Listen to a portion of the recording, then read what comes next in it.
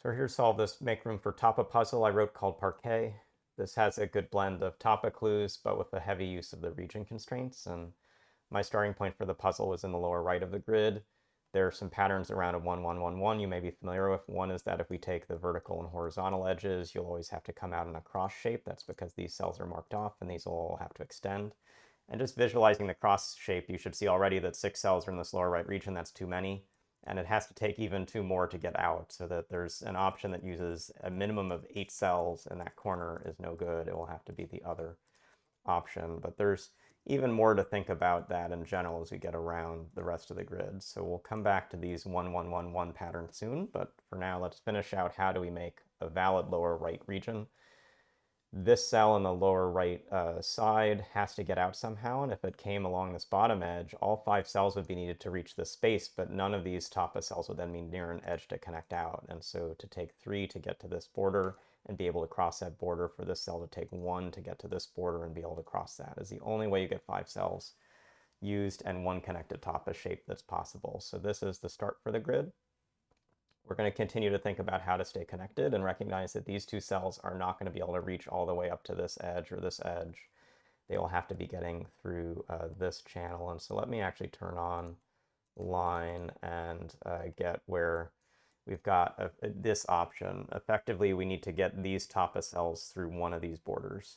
And it will always have to take this cell to be able to reach one of those borders. Note if we didn't take that cell, we've got 4 cells, 1 more to go, and we're going to have an issue. So this is the start with 3 cells and at least 1 more, potentially 2 more to take.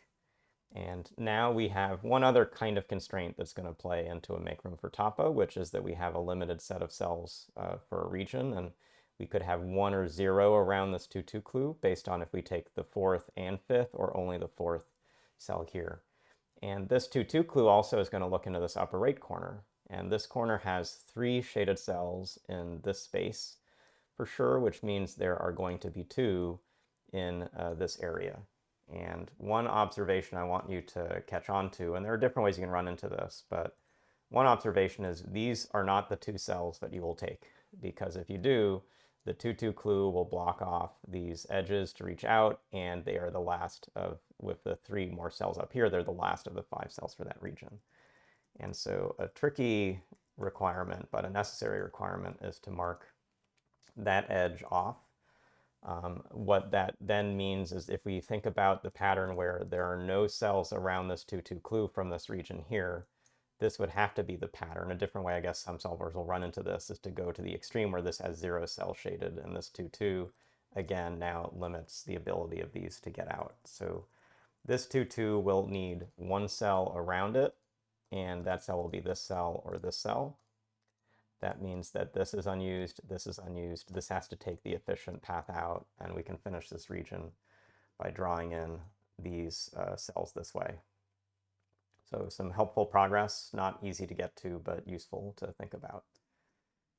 Let's now come to this 1, 1, 1, 1 clue and think about this region here. 2 cells already used. It's not going to have enough space to get all the way out to this border or this border probably, and that's because if it's this version of the 1, 1 shaded, this takes 2 cells.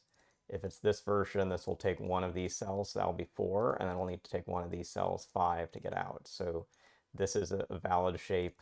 Something like this is a valid shape, or this is a valid shape, but needing to take 2 around these cells, or 2 around these cells, plus 1 more here, means that the 5 are spent. The cells can't be taken, the cell can't be taken, the cell can't be taken.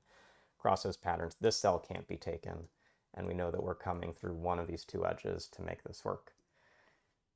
That gives us an ability to actually come along this bottom edge we didn't have before, and that's because we now know we're not coming across this border, so these cells have to come over to here, and in coming over to here, they may take this edge or this edge, but the only efficient way to get through that path is come straight so that they don't take more than 5 cells, and doing that we finish this clue, and we now have to come fully straight to get out of this region.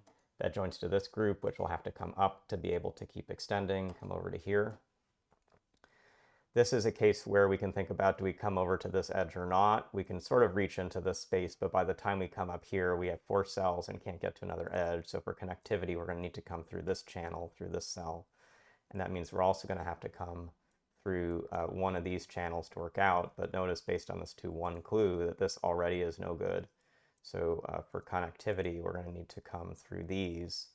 And in doing that, we've got 1, 2, 3 cells marked. Note I'm going to have to take one of these, and the last is going to come from however I shade the 1, 1. So this cell can't be reached, this cell can't be reached.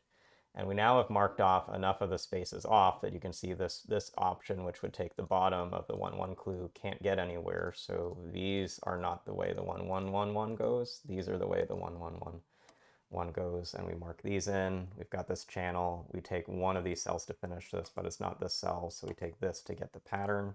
The 2, 1 clue forces this. We come up here for connectivity. We've got one more cell in this group, so it could be either of these. We've got one more cell to get around this 2, 1, but that's going to be somewhat tricky to reach. But we've got this start. We now can think a little bit about probably this 2, 2 clue, and that's recognizing we now have a lot of the shade for how it's going to get into the grid. And one thing that I'm just going to quickly visualize is this pattern where we take the 2, 2 and don't take this edge. So this is one of the two options for how this goes, but I now have marked 5 cells in this region, and I don't have any more I can take, but I've isolated the Tapa again in this space. So I will always have to take this part of 2. Remember, there's only one of these cells in this region being used, so I get this cell marked in. This is one of 2 in this whole group that gets shaded. To stay connected, I'll have to take this top one, and now it reaches into this 3 clue. It's not going to be able to come all the way around to these cells, so it comes over here, can't take this cell. It's got some options. Notice that in all shadings of this region, if this cell isn't used, we can't come through this channel, so this cell is used. One of these cells is marked, and we need one more cell to escape, which is this one, so this is the only way this pattern goes. That means that this 2, 2 clue is only fulfilled if I take this cell, which means I also have to take this cell to make this work. This cell comes in for this pattern. However, this region comes in, it's going to have to come through this channel. And we saw this at the bottom where the straight across path is probably the only efficient path to go. If I actually come through here, we're going to have to sort of take a lot of cells to go. We'll always have to take this cell, and then we'll always have to start reaching across. And it's actually the case that the straight across is the only valid path. That marks this off, it marks this in. This cell, if it doesn't use this, is going to take too many cells to stay connected, so for the Tapa to be efficient, we use these. This group of 4 has only one edge it can cross with one more cell shaded, and it must do that for connectivity. So this region now is completed. This 6 clue has 7 cells left for it, so always takes these 5. That completes this upper left region, finishes here. To get an efficient packing of these clues, we'll need at least one more cell, and there's one more cell around this 2, 1, so these are all useless. This must be taken. This is the only cell we can reach for that 2, 1, and this is the last cell we can use to complete that lower left region. So we've gone through the grid.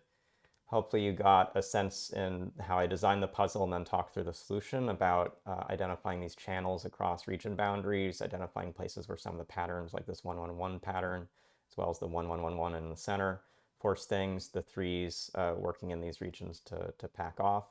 And even the counting of groups, like having 3 cells around this option, left 2 around this. So one of the key break-ins was recognizing you can't take both of these cells, and that forced eventually the connectivity to work through the rest of the grid. So hopefully you got something from seeing this video if you were stuck in this puzzle, and I hope you enjoyed also the rest of this Tapa week. We'll see you again soon.